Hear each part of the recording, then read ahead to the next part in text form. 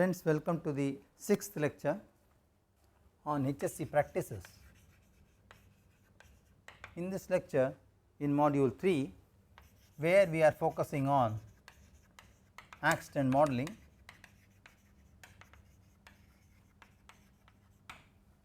and risk assessment and management,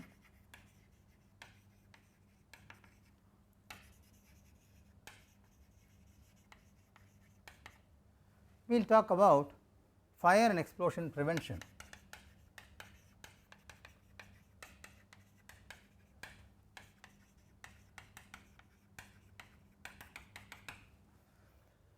In the last couple of lectures, we discussed about the requirements and characteristics of a fire triangle. We also discussed about different flammability characteristics of hydrocarbons.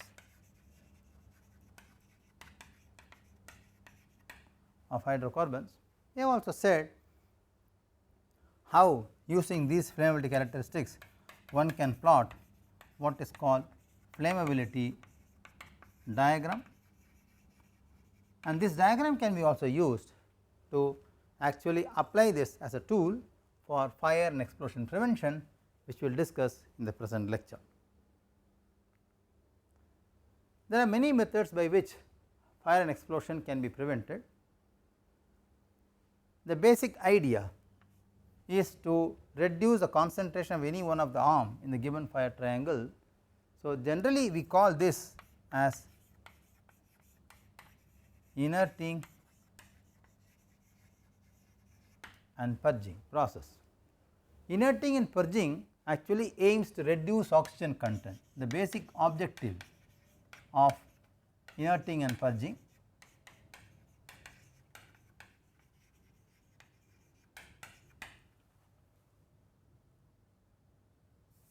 aim of inerting and purging is to reduce oxygen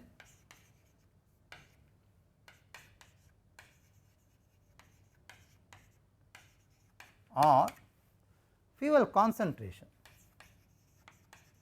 The moment I say fuel concentration, then I should reduce it in such a manner that the target value or the flammability limits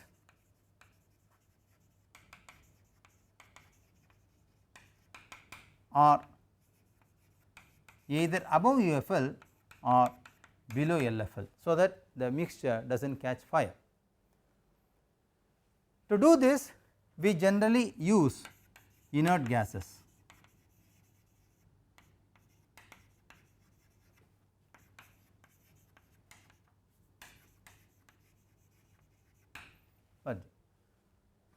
There are different types of inert gases which are commonly used in the process industries: nitrogen,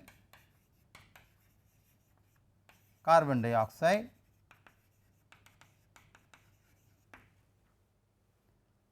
are a common choice, out of which people generally prefer nitrogen.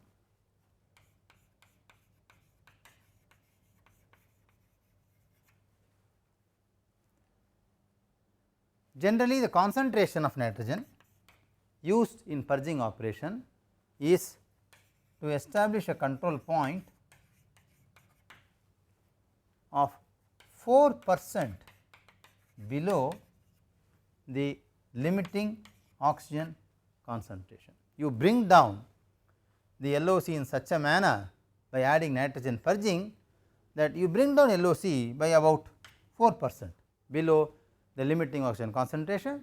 Therefore, the fuel mixture cannot or is not capable of catching fire.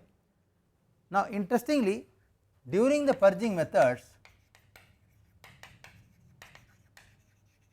or purging operation, it is assumed that pure nitrogen is purged.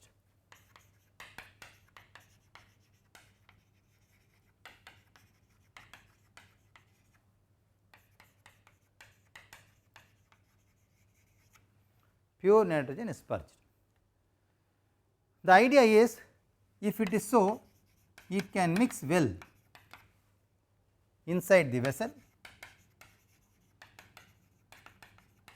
That is one advantage you have. The second advantage is it follows ideal gas law.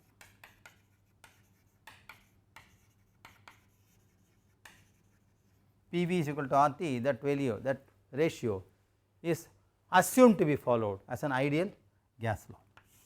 So, generally out of the two inert gases commonly used in process industry, nitrogen is preferred. The aim is to bring down the limiting oxygen concentration by about 4%, what we call as a control point. There are common purging methods which are actually used in oil industries, essentially in process industries: vacuum purging,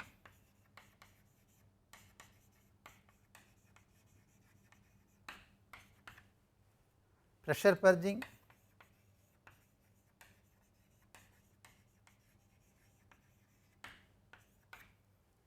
combined purging,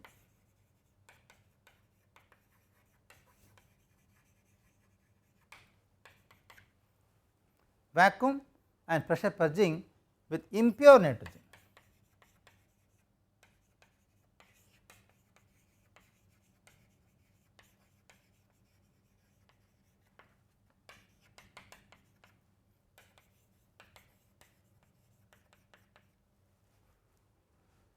Sweep through purging,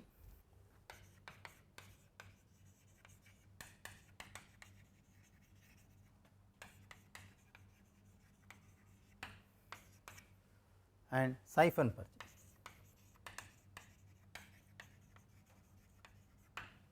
These are common methods of purging which are generally practiced in process industries like oil and gas process industries.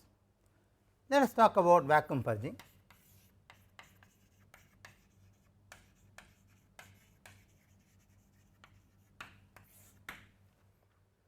It is one of the most commonly used inerting procedure for contained vessels. So, common purging method for contained vessels. In vacuum purging, the vessel is first evacuated,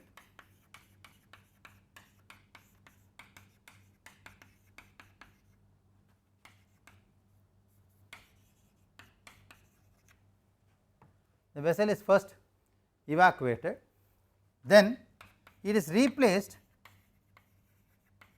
with inert gas, usually nitrogen. Now, once you do this, the procedure includes drawing vacuum from the vessel and then replace it with inert gas. So, you keep on doing this, drawing vacuum from the vessel,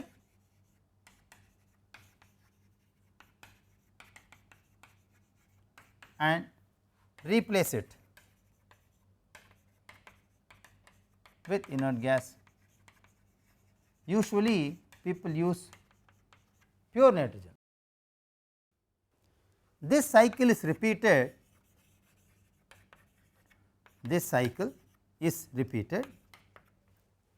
until a desired concentration is reached.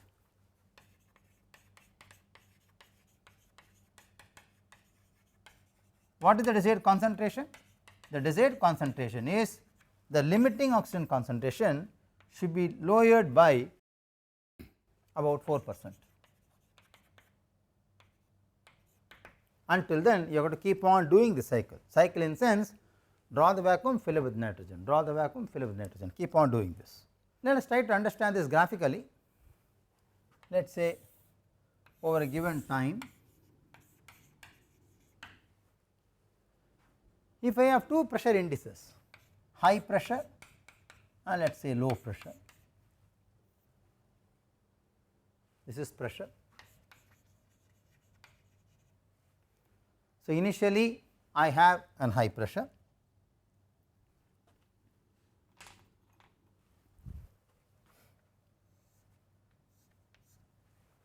I create vacuum, lower down the pressure,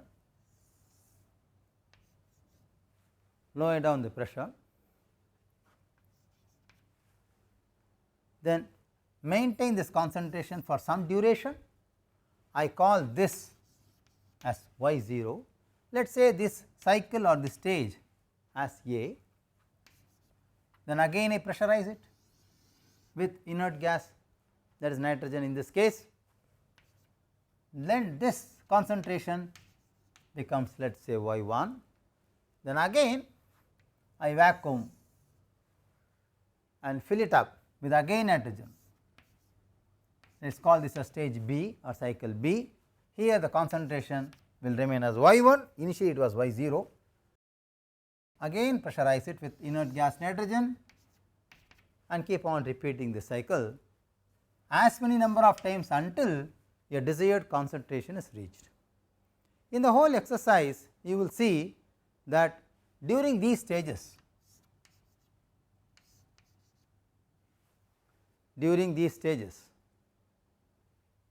okay, you will see that oxygen concentration is kept constant.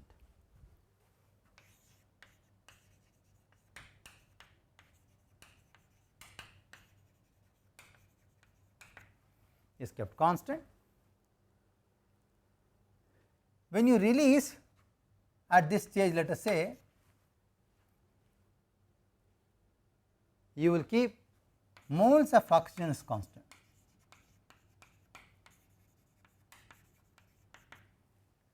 Having understanding the cycle and repetition of the cycle until the desired concentration level is reached, then let us talk about the concentration values of Y0, Y1, etc., and see what happens.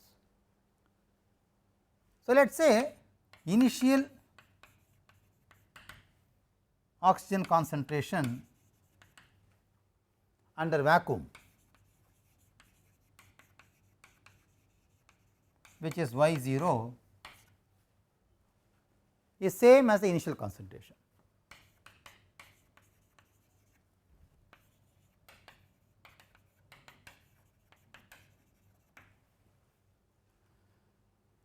Now, the number of moles at initial high pressure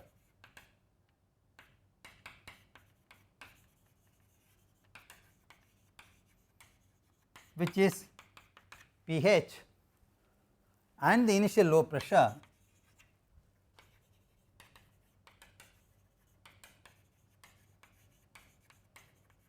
which is PL are computed. To do this, people use initial equation of state for a ideal gas behavior.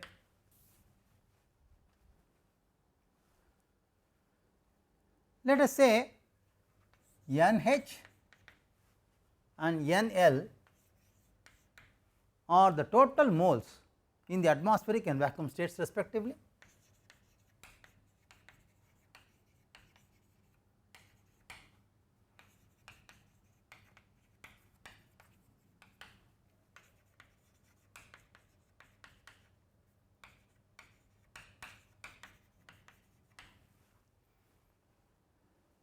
Then the number of oxidant points, the number of oxidants at point A or stage A and point B can be computed as below, So, let us say at A, that is stage at A here, N oxygen will be actually equal to the concentration with PLV by Rg, that is gas. T. Concentration at B will be equal to N oxygen, or let us say N total will be PHV by Rgt. Equation 1, let us say equation 2. Now, the number of moles of oxidants is calculated using Dalton's law. So, the number of moles of oxidants is calculated using Dalton's law for ideal gas behavior. Therefore, at the end of the first cycle, so you start from here, release, maintain and purge. So, at the end of first cycle,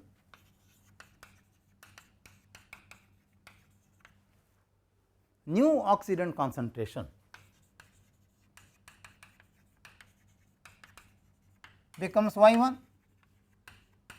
is it not, becomes Y1.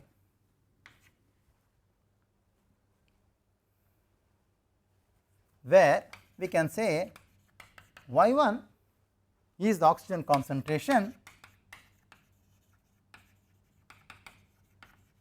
after first purging with nitrogen,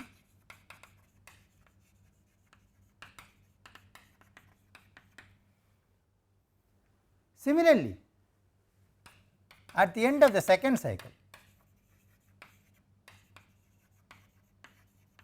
the concentration is expected to become Y2.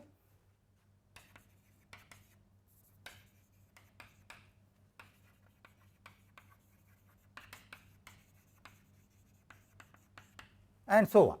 Okay. Now, the interest is to compute this concentration Y1, Y2 etcetera and check them. Okay. Therefore, Y1 is actually equal to the number of moles of oxygen where divided by the number of total, which is simply Y0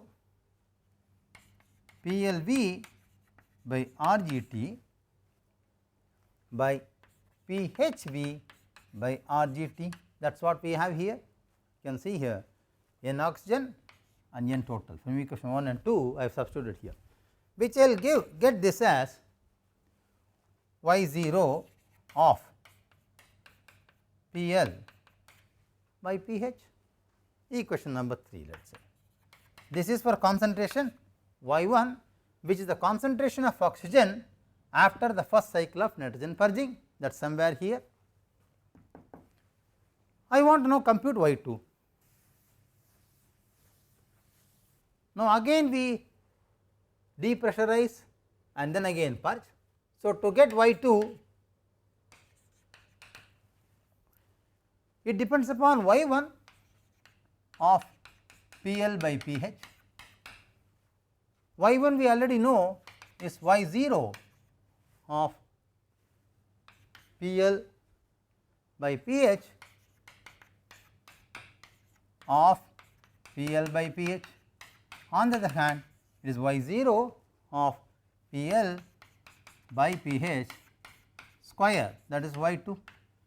So, I can generalize this equation for n number of cycles and say Y I, that is ith cycle, will be the initial concentration Y0 multiplied by pH to the power I.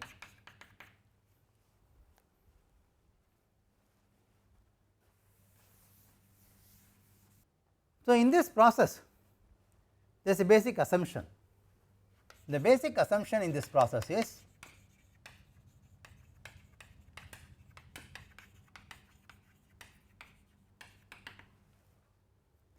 total mass added to each cycle is constant.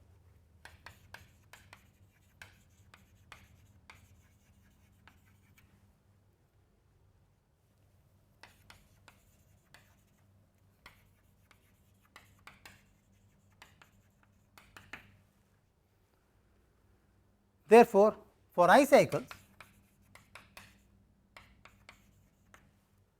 total nitrogen gas moles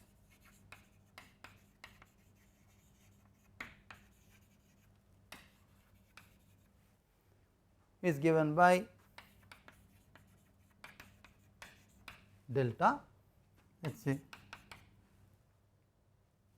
delta n N2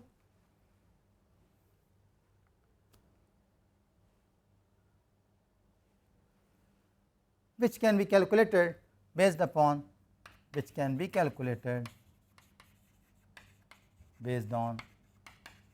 the ideal gas law behavior. Let us talk about the next method, which we call as pressure purging.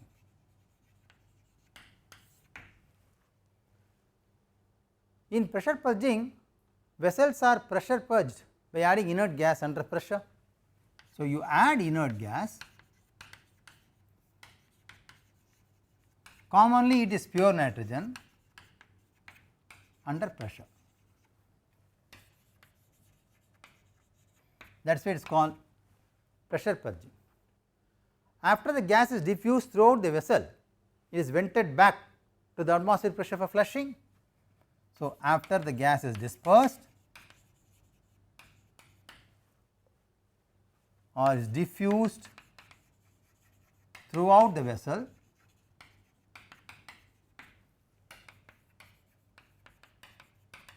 it is let out to atmosphere. We call this process as flushing. The initial concentration in the vessel is computed after the vessel is pressurized. Let us say the initial concentration in the vessel, which we are going to call as Y0, is computed after the vessel is pressurized.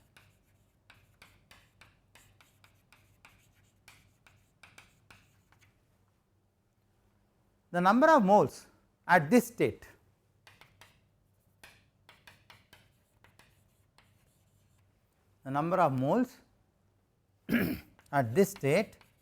at this pressurized state, let us be very specific about it, at this pressurized state, which I am going to call as NH, and atmospheric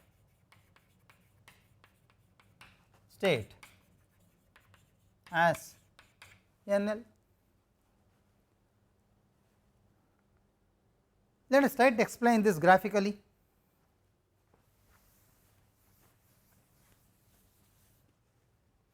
Let us say again on a time cycle, we are marking pressure. Let us say there are two pressure values, let us say PL and let us say pH. Initially it is low, you have a concentration Y0, you pressurize it and then retain for some time, you call this concentration Y1, then repeat the cycle by letting it atmosphere, then again retain it. Still here also the concentration will remain as Y1, then you pressurize it further, now the concentration becomes Y2, okay, Y2 and so on. I keep on repeating the cycle and so on. So, during these stages, let us say during this stage, for example, during this stage, for example, okay, moles of oxygen will remain constant.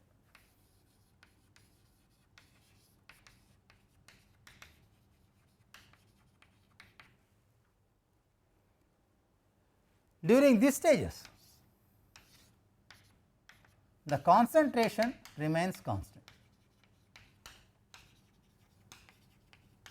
Only after it is purged, it becomes Y2. Okay? When it is pressure purged, it becomes Y2. So, one can estimate the number of moles in the same manner as we did for vacuum purging. The only difference here is the concentration will remain constant until the cycle is completed, and then it is pre-pressurized to get new concentration Y2, which now depends upon the pressure difference of pH and PL at which the nitrogen gas is actually pre-pressurized and purged. The third method by which purging is done is combined pressure vacuum purging. You combine both the operations. Now, here there is a prerequisite. In this method, pressure and vacuum purging are carried out to purge a vessel. The computational procedure to find the compensation, the computational procedure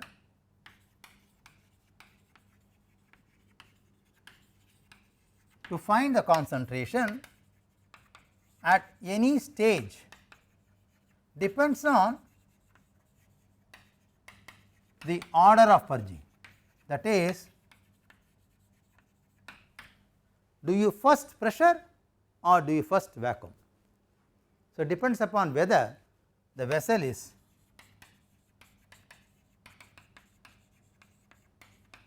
pressurized first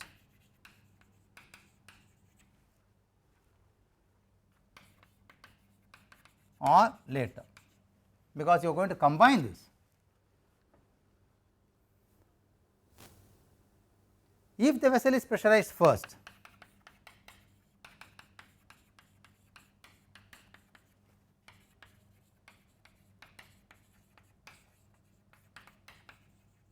then the beginning of cycle is defined as end of the initial pressurization.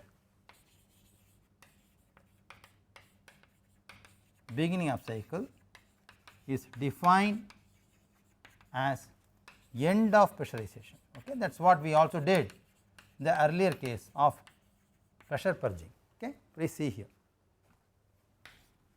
Now, the oxygen mole concentration at this stage remains same as that of initial mole fraction.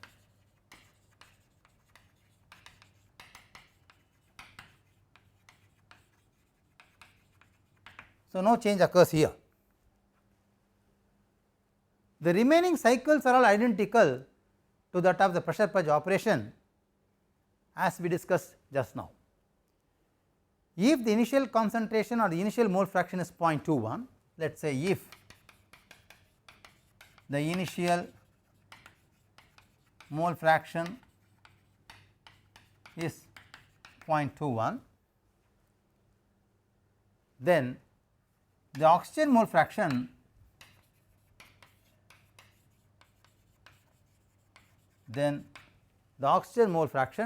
at the end of initial pressurization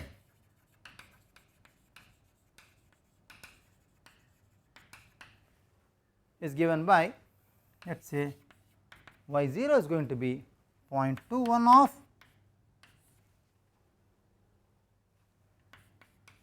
P 0 by P h.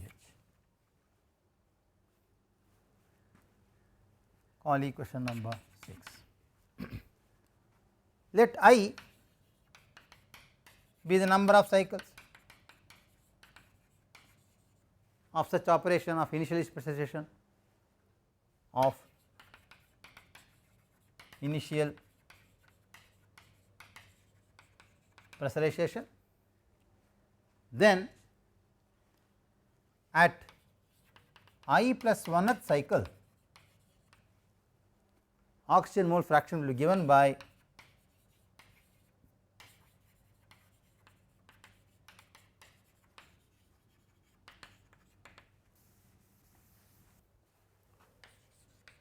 y I is equal to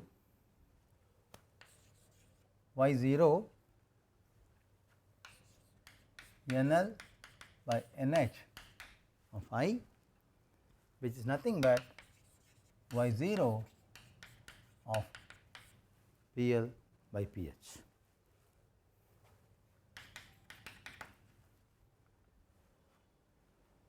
Let us try to understand this graphically. This becomes my time scale, and of course, this becomes my pressure scale.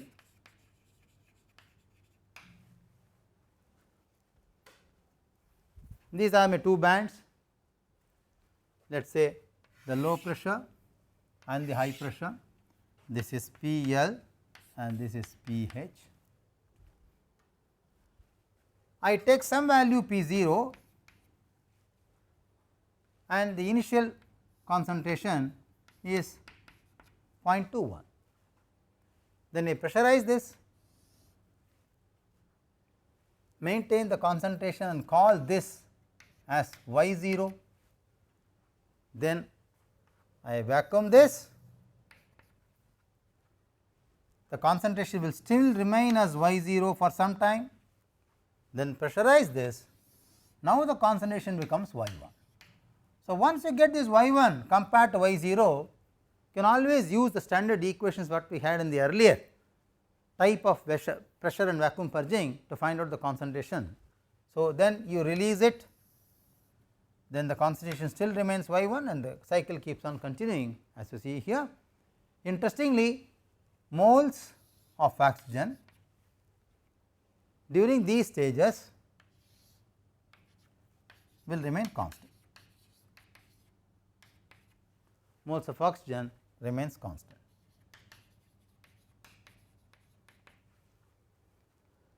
Whereas, at these points or at these stages concentration remains constant,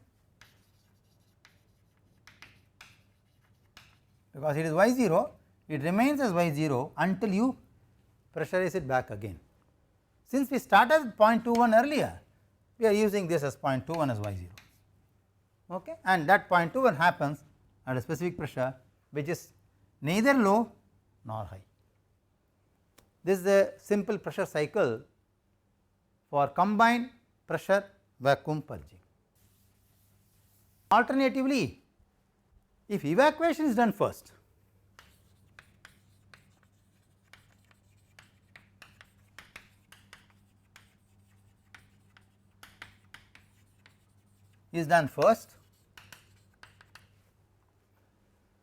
then the beginning of the cycle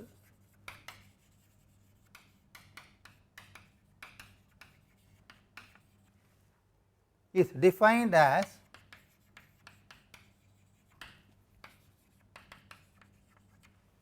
end of the initial evacuation.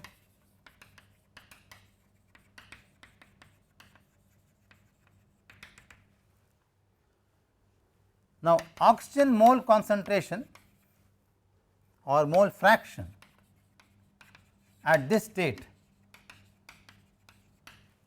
remains same as that of initial mole fraction.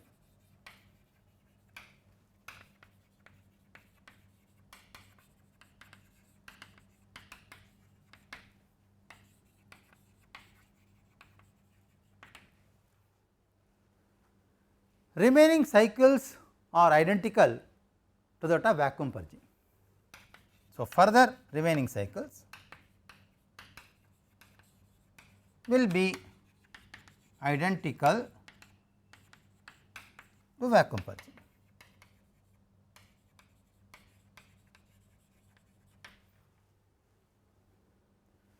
At I plus 1th cycle, oxygen concentration is given by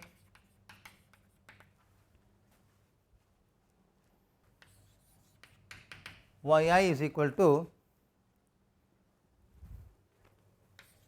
Y0 NL by NH of I, which is going to be same as Y0 PL by P, equation number 8.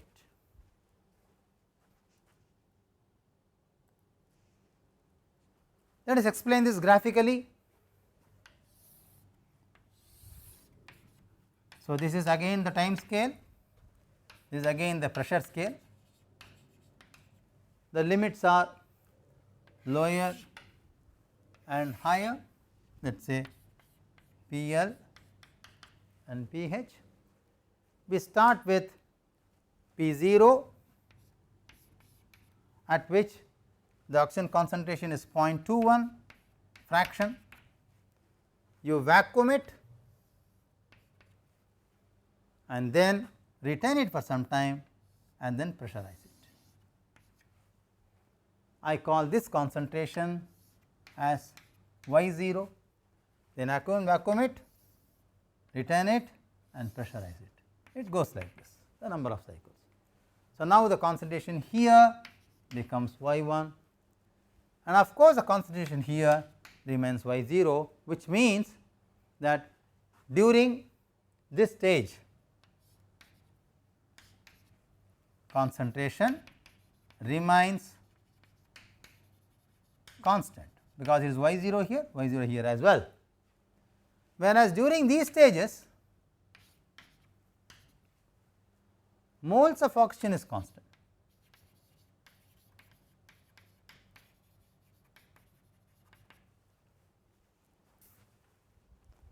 One can also do pressure and vacuum purging with impure nitrogen. So far we have been talking about pure nitrogen purging.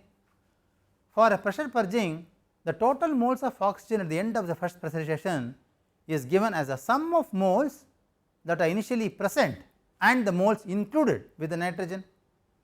So, the number of moles of oxygen which is required is given by a simple expression which is Y 0, which is PLV by RGT, let us say RGT plus Y of oxygen of the pressure difference between the initial and higher multiplied by V by RGT, equation number 9. Now, the mole fraction of oxygen at the end of first cycle is given by, let us say Y 1, which is N oxygen, which you computed from equation number 9, divided by N total, which is simply Y 0 PL by pH plus Y oxygen 1 minus PL by pH, equation 10. Generalizing the above equation,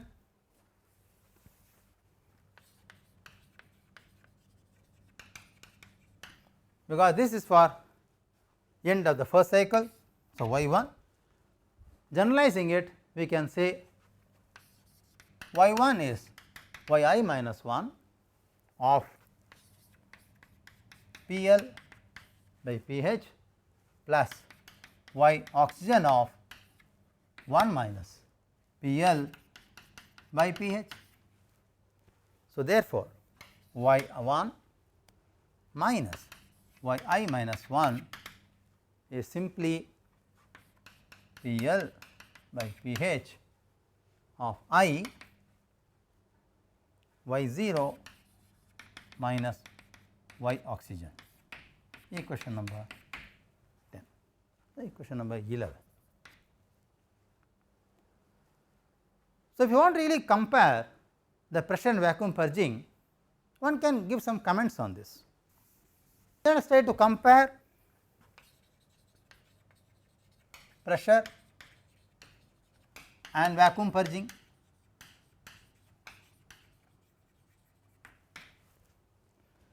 Because of greater pressure differentials, pressure purging is faster.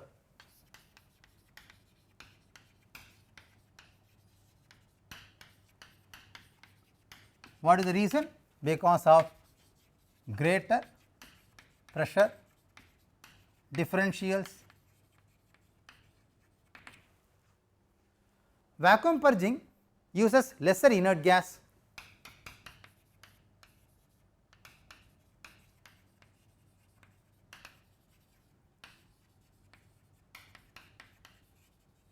Lesser inert gas because the oxygen concentration is reduced that was the aim, primarily by vacuum, that is the reason, primarily by vacuum and not by replaced nitrogen. Therefore, the nitrogen gas concentration used in vacuum purging is lesser. So, one can say it is economical. The further methods we will discuss in the next lecture, and we will move on to the remaining methods of explosion proof, etc. So, friends, in this lecture we learnt about different methods of inerting and purging techniques.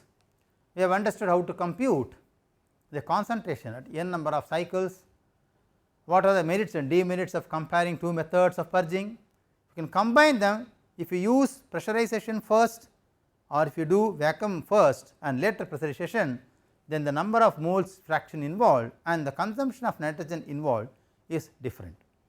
Of course, the number of cycles can also be reduced if you use pressure first compared to the vacuumization first, and so on. I hope you are able to understand the application of inerting and purging techniques as one of the important methods of fire and explosion protection, or let us say device methods to control them. We will also use flammability diagrams to understand how the explosion and fire can be prevented with flammability characteristics of the given hydrocarbon. Thank you very much.